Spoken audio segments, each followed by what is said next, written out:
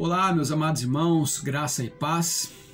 Estamos aqui então para dar sequência à leitura e a esta série de pequenas devocionais a respeito da carta que Paulo escreve aos Filipenses.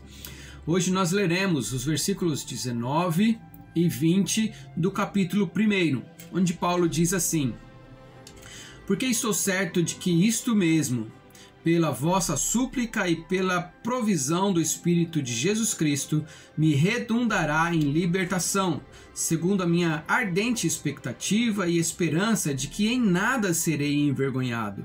Antes, com toda a ousadia, como sempre, também agora, será Cristo engrandecido no meu corpo, quer pela vida, quer pela morte. Como nós já vimos, Paulo havia trazido ao conhecimento daqueles irmãos que, de alguma forma, as suas cadeias ou tudo aquilo que estava acontecendo com ele estava contribuindo para o Evangelho, para o progresso do Evangelho. De forma que as suas algemas estavam incentivando muitos a pregarem a palavra. É certo que nem todos faziam isso com uma motivação sincera. Alguns faziam isso com uma motivação insincera, alguns até tentando suscitar tribulações às algemas de Paulo, às cadeias de Paulo. Contudo, Paulo ele encerra o parágrafo anterior, o versículo 18, dizendo: Todavia, o que importa?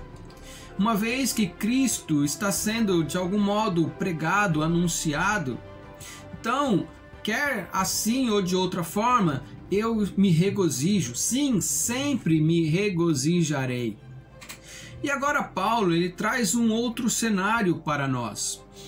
O cenário anterior ele estava mostrando o que estava acontecendo, mas agora o pensamento de Paulo sobre o que estava a vir. Então Paulo ele traz aqui a sua convicção. Ele diz que está certo em sua libertação, mas isso estava baseado, isso estava sendo sustentado, esse pensamento, essa convicção, essa certeza no coração de Paulo estava sendo sustentada por duas questões importantes que ele traz aqui. A primeira é a oração daquela igreja. Veja que ele diz: porque estou certo de que isto mesmo, pela vossa súplica. Ele tinha certeza de que a igreja estava intercedendo, estava preocupada e clamando por ele. E isso sustentava Paulo naqueles momentos. A segunda coisa que sustentava Paulo era a presença do Espírito Santo, a provisão do Espírito de Jesus Cristo, como ele dá continuidade no texto. Então, meus irmãos, hoje nós vivemos em um momento muito difícil, uma doença que tem assolado muitas pessoas ao redor do mundo. Nós temos duas formas de pensar.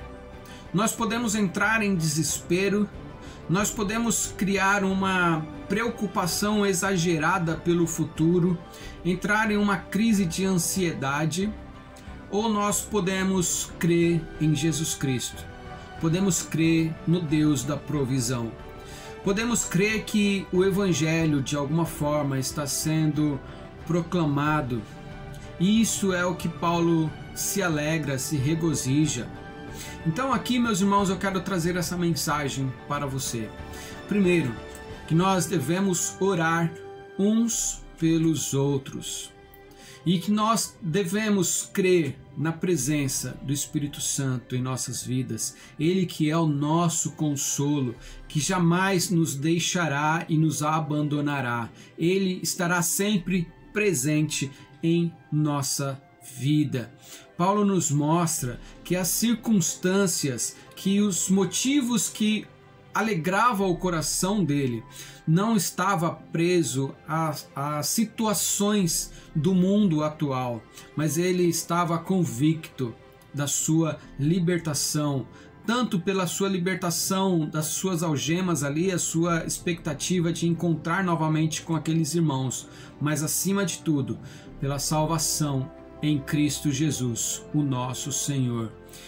Esse deve ser o nosso foco, esse deve ser o nosso pensamento. Que um dia nós estaremos diante do Pai, junto com o nosso Redentor, junto com Jesus Cristo, para toda a eternidade, louvar e engrandecer o nome do nosso Deus. Conte com nossas orações, assim como eu quero contar com as tuas, que nós oremos por todo o povo de Deus espalhado pela face da terra e creiamos na presença do Espírito Santo, nosso Consolador, todos os momentos de nossa existência aqui nesse mundo. Que Deus abençoe a sua vida, a sua casa, a sua família e todo o povo dele espalhado pela face da terra, em nome de Jesus. Amém.